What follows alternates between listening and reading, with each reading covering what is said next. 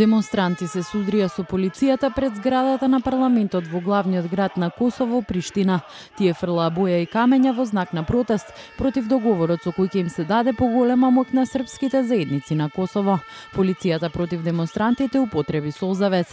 Косовската опозиција во меѓувреме повторно ја прекина работата на парламентот, откако еден од пратениците фрли солзавец. Тоа е четврти поред инцидент во рок од 2,5 месеци, откако опозицијата ја блокира работата на парламентот.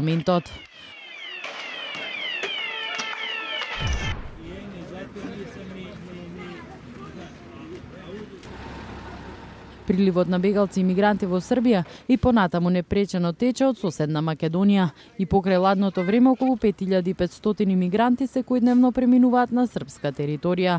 Во прифатниот центар Радашевци во западна Србија, бегалците и мигрантите беа пречекани од тројца добитници на Нобеловата награда за мир, меѓу кои Ширин Ебади од Иран.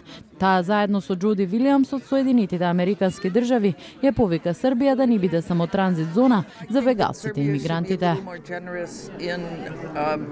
Allowing people to seek asylum if they wish to stay here.